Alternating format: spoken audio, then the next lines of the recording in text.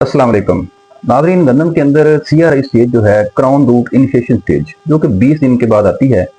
ये ऐसी स्टेज है जो कि आपकी गंदम की जो किस्मत है, जो उसकी फेट है, उसका फैसला कर देती है कि आपकी गंदम की फसल ने 70 मन, 60 मन या 50 मन या इससे कम या 70 प्लस पैदावार देनी है या नहीं देनी है। तो CRI स्टेज को आज हम समझते हैं। उसके बाद इसमें हमने खादों का एक प्लान जो है वो आपकी एडवाइस किया है कि आपने 20 दिन से लेकर 70 दिन तक आपने कौन सी खादें देनी है कि आपकी पैदावार जो है वो 60 मन को या कम से कम 70 को क्रॉस कर दे या टच कर दे कम से कम। तो इसके लिए सबसे पहले हमने सबसे ज्यादा इंपॉर्टेंस जो है वो CRI यानी क्राउन रूट इनिशिएशन, ये ऐसी स्टेज होती है जब पौधा ताज नुमा जड़ें बनाता है। नीचे की तरफ पौधा जो है वो नई जड़ें 20 दिन के बाद निकालना शुरू करता है। पहली जड़ें से की जो बीज से निकलती हैं उसको हम सेमिनल रूट्स बोलते हैं। वो नीचे की तरफ जाती हैं, उनकी हरकत बिल्कुल स्ट्रेट होती है नीचे की तरफ। ये जड़ें जो पौधा 20 दिन के बाद बनाना स्टार्ट करता है, ये एडवेंटिशियस रूट होती हैं। ये जमीन की साइडों की तरफ जाती हैं, ये गुच्छा सा बनाती हैं जो कि न्यूट्रिएंट्स और पानी जो है, खुराक जो है पौधे की, वो जज़ब करने की बेहतरीन सलाहियत रखती हैं। उसके साथ साथ उसी बड से जो है पौधा टिलर्स बनाता है, झाड़ बनाता है। इन दोनों इस टाइम पौधे को शरीर किस्म की जो है न्यूट्रिएंट की जरूरत होती है, खासतौर पर फास्फोरस की, नाइट्रोजन की, सल्फर की, जिंक की। अगर हम इस स्टेज के ऊपर बेहतरीन खादें का इस्तेमाल करें तो नेक्स्ट जो पानी है उसके ऊपर हम नेक्स्ट जो न्यूट्रिएंट चाहिए होंगे उनका इस्तेमाल करें तो हमारा पौधा जो 60-70 दिन में ये फैसला कर देगा कि आपकी पैदावार का जो पोटेंशियल है वो कितना होगा। तो हमने इस स्टेज के ऊपर सबसे पहले अमोनियम सल्फेट का एक बैग सेलेक्ट करना है। कोई अच्छी कंपनी का मार्केट में इस वक्त अवेलेबल है। तो अमोनियम सल्फेट में 21% नाइट्रोजन है, 24% इसमें सल्फर है।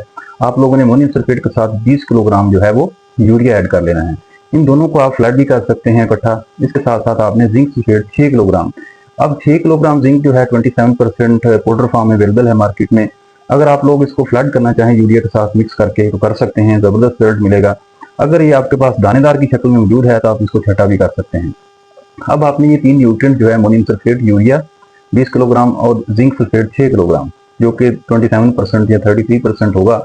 और आपने 6 किलोग्राम जिंक इसलिए हम सेलेक्ट कर रहे हैं, 3 किलोग्राम जिंक भी काफी हद तक कंपनसेशन कर देता है क्रॉप्स की, लेकिन जिंक जो है वो गंदम जो है इस हवाले से बड़ी सेंसिटिव फसल है। इसके अंदर टिलर्स बनते हैं। जो भी फसल जो है झाड़ बनाती है उसके अंदर जिंक की कमी जो है उसको शदीद किस्म का मुतासर कर सकती है।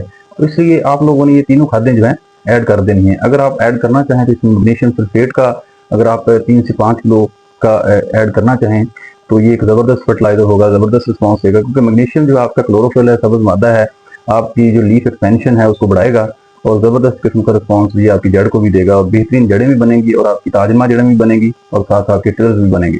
इसके बाद दूसरा पानी जब आप लगाएंगे उस वक्त आपने एक नई खाद सेलेक्ट करनी है जिसको हम यूरिया फास्फेट बोलते हैं। यूरिया फास्फेट जो है ये 1744 या 1844 की शक्ल में अवेलेबल है मार्केट के अंदर। इसको आपने यूरिया के साथ जो है मिक्स करके दूसरे पानी पे आपने देना है। अगर आप दूसरा पानी 40, 45 या 50 दिन पे लगा रहे हैं तो आपने यूरिया फास्फेट को सिलेक्ट करना है। अब यूरिया फास्फेट को आपने सेलेक्ट क्यों करना है? क्योंकि फास्फोरस की जरूरत जो है, पौधा हमारी जमीनें क्योंकि अल्कलाइन है, इसके अंदर फास्फोरस की हमेशा कमी रहती है और रिस्ट्रिक्शन भी हो जाती है। इस स्टेज के ऊपर पौधा जो है पूरी फास्फोरस लेने की दोबारा उसकी मांग बढ़ जाती है, क्योंकि अब उसने फूल निकालने हैं। फूलों की तैयारी के वक्त जब पौधा फर्टिलाइजेशन करता है, फूल निकालता है, सिट्टे निकालने की कोशिश करता है, उस वक्त से फास्फोरस की जरूरत काफी होती है।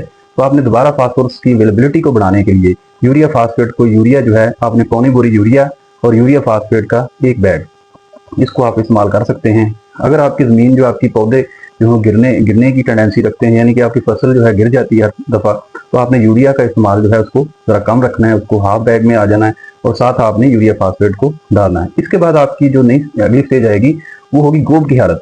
गोब की हालत जो है वो 70-75 दिन तक पौधा पहुँच जाता है। उस स्टेज से पहुँचने से पहले पहले आपने एक बोरान जो है वो एक स्प्रे लाजमी उसका करना है। बोरान का स्प्रे करने के लिए, इसको भी फ्रूट अपनी फ्लावरिंग के लिए, फर्टिलाइजेशन के लिए, फ्रूट सेटिंग के लिए जो है बोरान एक जबरदस्त चीज है। तो बोरान मार्केट से बड़ी इजीली अवेलेबल है, 20% बोरान मिल जाता है। इसके अलावा आप किसी वेटनरी मेडिकल स्टोर से भी बोरान ले सकते हैं।